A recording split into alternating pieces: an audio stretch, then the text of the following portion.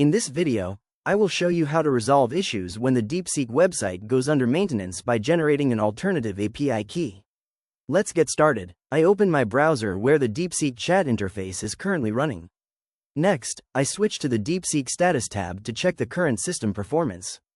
As we can see, everything is running smoothly right now, but if the web chat service ever encounters degraded performance or a maintenance notice, we need an alternative way to access the models. To fix this, I navigate to the Open Router tab.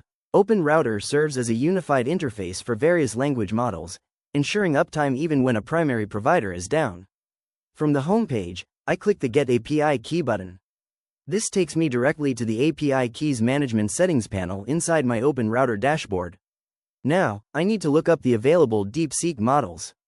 I click into the search bar at the top and type in Deepseek.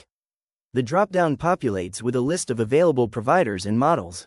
I scroll through the models, past variants like Deepseek V4 Pro, Flash, and V3, until I locate the Deepseek R1 model. I click on R1 to open its specific pricing and benchmarks page. On this page, I can see the detailed provider configurations, current latency stats, and context window limits. To proceed with setting up access, I click the Quick Start button located at the top right corner. The Quick Start sidebar panel opens on the right side of the screen. Under the first section, which guides me to get an API key, I click the purple Create API Key button. This brings me back to the main API keys table, and a pop-up configuration modal appears. I click into the name input field and type sample as the label for this new token.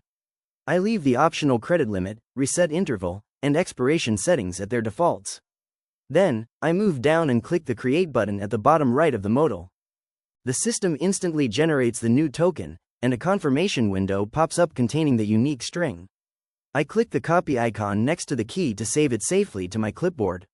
With this key copied, I can now integrate it directly into my own applications or third-party web interfaces, bypassing the standard website maintenance page completely. If you found this walkthrough helpful, please consider liking the video and subscribing for more quick tips and tutorials.